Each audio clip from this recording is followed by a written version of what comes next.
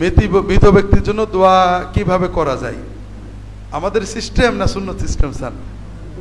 আমাদের সিস্টেমে হলে ভালো হয়, আমরা মাঝে মাঝে কিছু পাবো। আপনারা সবাই যে বছরে একবারও আমাদের দিয়ে দোয়া করান, আমরা তো কিছু তো পাবো। বাংলাদেশের মানুষ অভদ্র না, হুজুরদের দিয়ে কোনো কাম করালে পয়সা দেয়, কম দিক বেশি দিক, ঠিক না? তবে মজা হলো, আপনাদের এই উপলক্ষে বলি, ফেনী গেছিলাম, আমার সাথে সালমান ছিল, প্রশ্ন করেছে, হুজুর জানাজার নামাজ পড়ে হুজুরের টাকা নেই, এটা জায়েজ আছে কিনা? বললাম জায়েজ নেই মানে? এই সিস্টেমটাই তো সবচেয়ে ভালো। আপনারা ছেলে মেয়েদেরকে নামাজ শেখাবেন না, জানাজাও শেখাবেন না, আমরা আসি তো। আপনি মরে গেলে আমি জানাজা পড়ে দেবো, আপনি পয়সা দেবেন। আপনারা ছেলে মেয়েদের কোরআন শেখাবেন না, আমরা আসি তো। আপনি মরে যাবেন, আমরা কোরআন পড়ে দেবো, পয়সা দেবেন। আপনি মরে যাবেন, প্রয়োজনে কবরের পাশে আমরা 40 দিন পর্যন্ত আপনার পাহারা দেবো, নো চিন্তা, শুধু টাকা।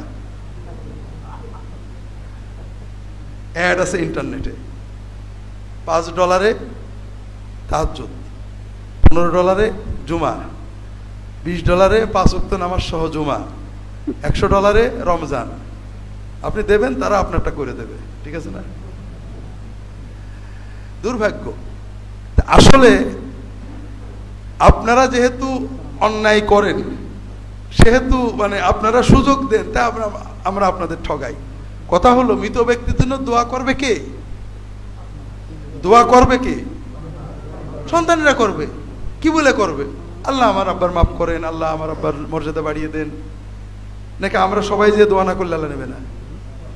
প্রত্যেক সময়ে, সব সময়ে চলতে, আপনি গাড়িতে বসে আছেন, হঠাৎ আব্বা, আল্লাহ আমার আব্বাকে মাফ করে দাও, আমার আব্বা এত কিছু করে, আম্মাকে মাফ করে, আমার নানিকে মাফ করে, দাদিকে মাফ করে দাও। মুখে বলতে থাকবেন আল্লাহ মাগফিরাল্লাহ, আল্লাহ মারহামু, আল্লাহ ইগফিরলাহু, দোয়া করতে থাকবেন, বাংলায় বলতে থাকবেন। এটা হলো পিতামাতার জন্য দোয়া। সেজদায় যে দোয়া করবেন, আল্লাহ মাগফির ওয়ালিদি, আল্লাহুম্মা রাব্বিরহামহুমা কামা রাব্বায়ানি সগীরা, হাত তুলে দোয়া করবেন। 24 যখন মনে থাকবে পিতামাতার জন্য দোয়া করতে থাকবেন, জীবিতর জন্য দোয়া করবেন, মৃতের জন্য দোয়া করবেন। এইটা হলো সুন্নত, সব সময় করবেন। খুব ভালো করে বুঝুন। আমরা মনে করি যে নাউজুবিল্লাহ, আল্লাহ বোধহয় হুজুরের মতো, হুজুরের 200 টাকা হাদিয়া না দিয়ে যদি দোয়া চাই, বোধহয় আল্লাহ দেবে না। আমি আগে 2000 টাকা খরচ করে হুজুরদের খাওয়াবো, এরপরে আল্লাহর কাছে বলো, তখন আল্লাহ নেবে। বিষয়টা এরকম না। আপনি মনের আবেগে শুধু বলবেন আল্লাহ আমার আব্বার মাফ করে দাও, এই কথাটা কবুল হলে সঙ্গে সঙ্গে আপনার আব্বার আমলনামায় নেকি জমা হয়ে যাবে। এবং আপনি যে আব্বার জন্য দোয়া করলেন, এর জন্য আপনার আমলনামায় পিতামাতার খেদমতের বড় সওয়াব জমা হয়ে যাবে, যতবার বলবেন আপনি। কাজেই পিতামাতার জন্য, মৃত ব্যক্তির জন্য দোয়া করবে মূলত সন্তান, এবং এভাবে করবে। এছাড়া অন্যান্য মৃত ব্যক্তিদের জন্য আমরা দোয়া করতে পারি সব সময়। আল্লাহ কোরআনে বলেছেন, আল্লাযীনা জাউ মিন বাদিহিম ইয়াকুলুনা রাব্বানা ইগফির লানা ওয়া লিইখওয়ানিনা আল্লাযীনা সাবাকুনা বিল ঈমান। আল্লাহ আমাদের মাফ করে দাও, আমাদের আগে যারা চলে গিয়েছেন ঈমান নিয়ে মাফ করে দাও। আমরা দোয়া করব। তবে ভাইরা, এক্ষেত্রেও দুটো সিস্টেম আছে, সুন্নত সিস্টেম, আমাদের সিস্টেম। আমাদের সিস্টেম কি?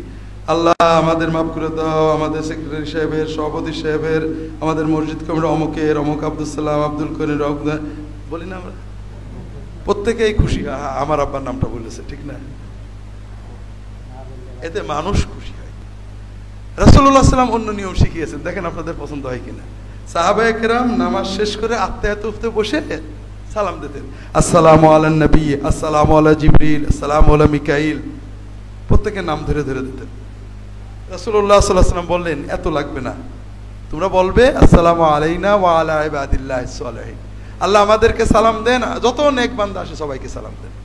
এই একটা বাক্য বললে বিশ্বের যত মানুষের নাম নেক বান্দা হিসেবে আল্লাহর কাছে লেখা আছে, প্রত্যেকের কাছে সওয়াব পৌঁছে যাবে। কত সুন্দর, সহজ। আল্লাহ আমাদের মাফ করো, আমাদের পূর্বপুরুষ যারা ঈমান আমল নিয়ে সবাইকে মাফ করে দাও। আল্লাহ যত মুসলমান মুমিন মুমিনাত চলে গেছে মাফ করে দাও। এক কথা হয়ে গেল। কথা বুঝতে পারেননি? পিতামাতা জন্য সন্তান নাম ধরে ধরে দোয়া করবে, আর বাকি মুসলমানদের জন্য সবাই সবসময় দোয়া করবে। দোয়ার কোনো অনুষ্ঠান, জানাজার পরে দোয়ার আর কোনো অনুষ্ঠান সুন্নতে নেই, তবে আমাদের সুন্নতে